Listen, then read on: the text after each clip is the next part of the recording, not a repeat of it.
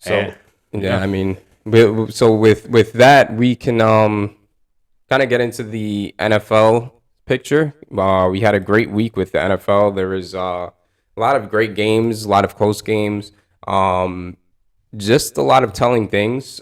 So the first game we could really kind of get into and jump into is this the two undefeated teams in the AFC East.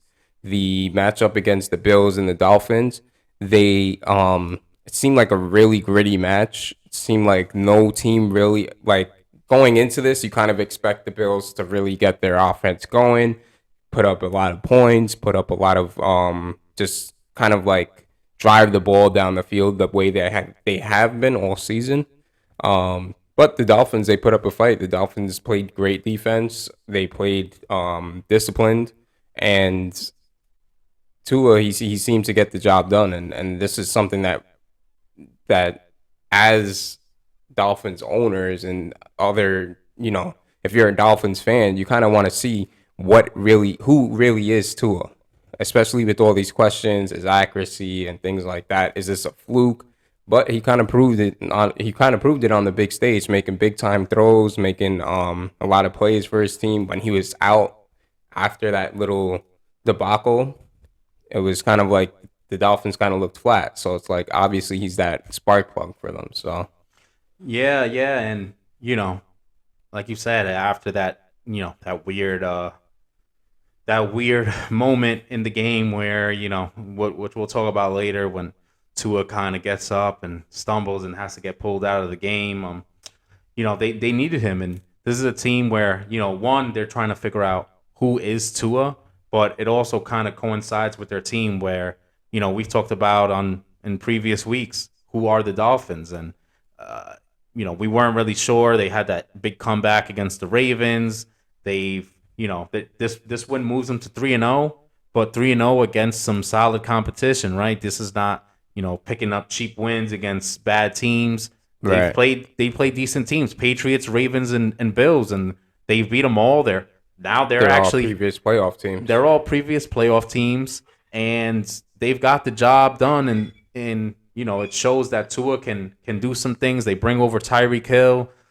They've been able to utilize guys like Waddle and things like that, and huge win for them.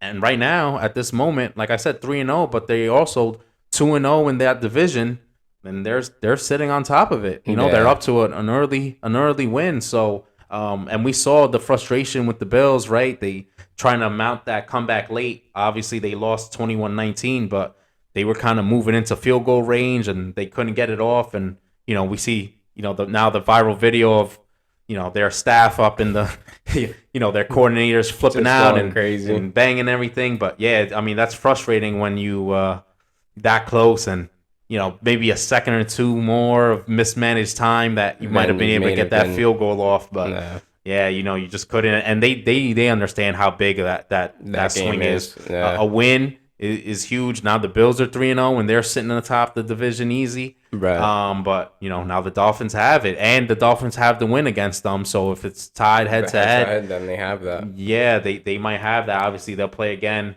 later this year. But yeah, still I huge. think with the Dolphins too, what is interesting with them is that with Tua, it's kind of like he's showing that he's going through progressions. He's taking his time where he's not hurrying. He's being quick, but he's not hurrying. Which is great, which is a great sign. As far as with the Bills, there's kind of some questions. Not I don't want to say with Josh Allen, but me personally, if I'm a head coach, if I'm McDermott, I don't want Josh Allen going trying to truck linebackers to get into the end zone because previous to even the drive of him going down the field, he lowered his shoulder, tried to truck a defender, and it looked like he got a stinger. I don't know, I could be wrong, but from the looks of it, looked like he got a stinger. Next play, couldn't make a simple out route that he's showed us time and time again that he could throw. Hmm. Um, wasn't on time. He wasn't able to throw it, and it's kind of like that's kind of uh that's kind of what happens when you're kind of that physical quarterback when you don't value, all right, if it's not there, let me throw it away, live for another down.